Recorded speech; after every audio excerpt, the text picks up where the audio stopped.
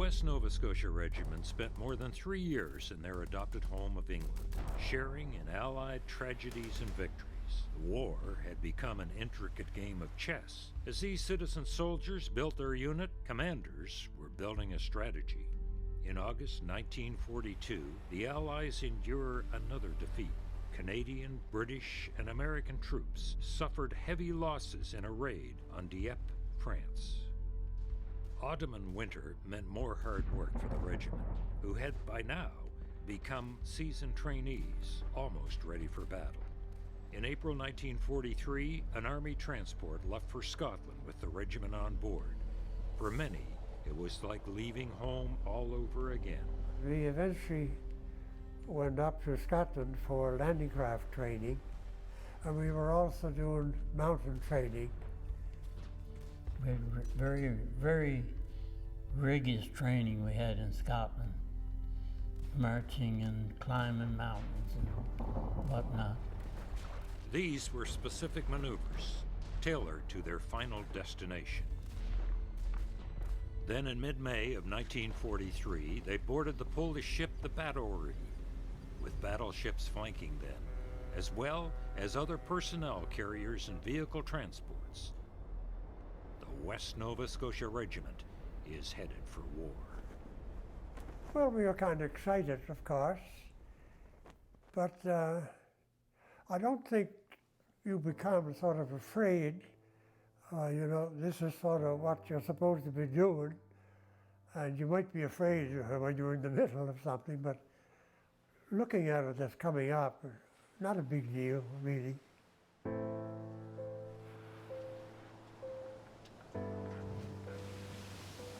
While on the Battery, they were given malaria pills and lightweight khaki uniforms. Their destination, Italy.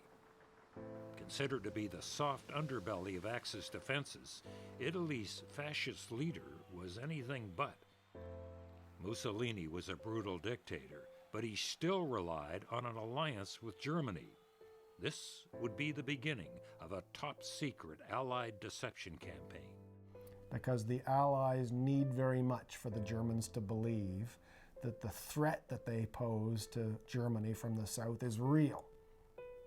Because it's not real. The Allied intention is to force the German army to deploy resources that it doesn't have, and in that way pull those Germans away from the Russian front and pull them away from the coast of France to make those decisive campaigns win. The Italian campaign is a great holding, deception, and diversion operation. Early on, Germany provided few support troops to Italy, but they were among the elite. For the West Nova Scotia Regiment, what that means is that they will always face the best of the German army. Seldom do they have the luxury of fighting a battle against second-class German troops. Almost right to the end of the war, they faced the best quality manpower that the Germans had to bring to the table. Landing in Sicily, July 1943, the West Novas found themselves in unfamiliar territory. The strange thing was, in the morning, you couldn't have asked for a lovelier day. Bright sunshine, not a breeze at all, and we were lying off the coast. And we landed at Pacino. We went spread out each way and went ashore by a platoon at a time, spread out in sections. There was very little resistance when the first troops landed in the morning. So we just went ashore and sort of sit around in the sand. I don't know if we even dug foxholes in the sand. A few German planes come over and strafe the harbor like the ships, and that was outside where we landed. There were a couple of shells came over in the general area during the day, and there was a dust which was like a white powder over everything.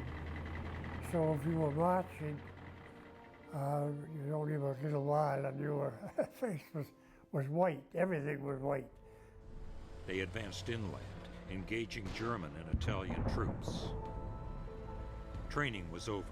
The enemy was no longer a far-off thought, but directly across the ridge.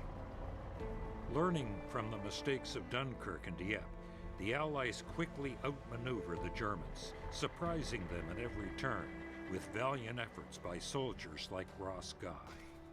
His British forward artillery observation officer that would otherwise be key in helping to call down accurate artillery fire to smash up that German counterattack is gone. Ross Guy gets a crash course in being his own forward observer by Paddy Bogart over the radio.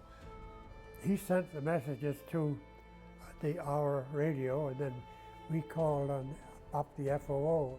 And before long, Ross Guy is calling down concentrations of British and Canadian shells down on the German counterattack, smashing it up and inflicting very serious casualties on the Germans.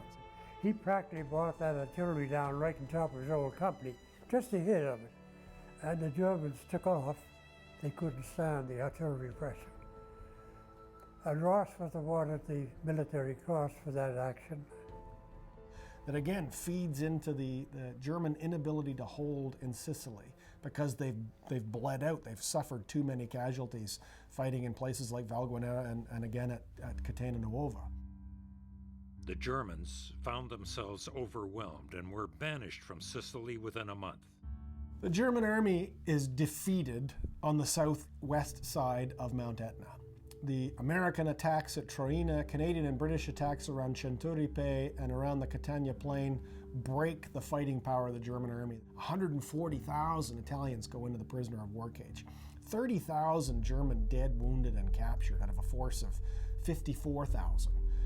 The losses are tremendous, and for a comparatively small Allied blood price. Almost immediately, Hitler pulls troops from the Eastern Front to counter this attack.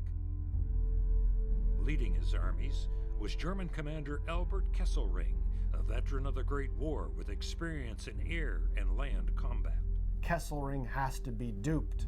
He has to be convinced that the Allies want to achieve something meaningful and strategic in Italy beyond a mere holding operation.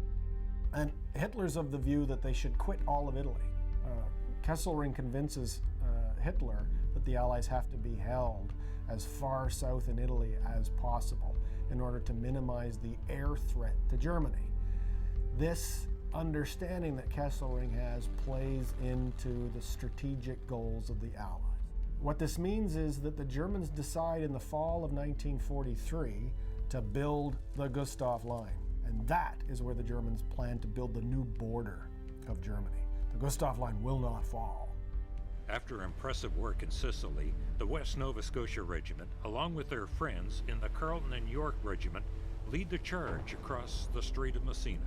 Both East Coast units will be the first two Allied units from any country to touch down on the mainland of Europe with the purpose of staying, since the British were evicted at Dunkirk in 1940.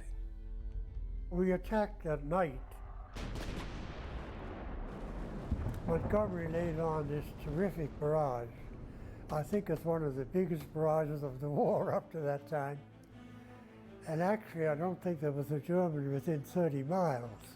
They call it Operation Baytown, and it takes place with little resistance. Shortly after, Mussolini is overthrown and Italy surrenders. The German forces inside Italy become an occupying army needing reinforcements. Their Italian allies become their enemies. But there is confusion among the Italian soldiers. No unit has been briefed on what's about to happen on the 8th and 9th of September. And some of their parachute units are included among those. And the West Novies make contact with this Italian parachute unit in the heights above Locri on the night of the 7th and 8th of September.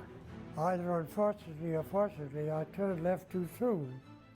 This was about 4 o'clock in the morning. And all of a sudden there was an outbreak of fire. We had run into a company of Italian paratroopers. The West Novas lost good men that night, but won the battle. We had them, and we told them that we were, if they didn't come back behind us and leave all their artillery or ammunition, we would put them in the cage. So they agreed, and we left them. They went their own way. Warrant Officer Reginald Foley, one of the originals who mobilized in Bridgewater, was killed along with Sergeant Harold Shanks. Injured was Captain Bill Thexton, a valuable leadership corps. Meanwhile, with the Americans to the west and the British to the east, the West Nova Scotia Regiment had their eye on a key position, the hub of southern Italy. Our job was to get into Potenza as fast as possible, and not to worry too much about anything in between. Time is what the Germans are trying to buy. Time is what the West Novies must deny them. Facing the Germans' delay action strategy, a new approach had to be taken. Under the command of Lieutenant Colonel Bogart, they created Beauforce, a trimmed-down version of 1st Canadian Division with every type of military function. Built to be fast, using infantry, jeeps, and amphibious landings to leapfrog the Germans. The Germans had their engineers blowing up every bridge and every sharp corner on the cliffside that they could. And they were so close to us that sometimes they'd have to leave their mines out on the road and run when they saw us coming. As Beauforce is closing in on Potenza, that Reg Bullock makes a name for himself, bringing his mortars into crash action.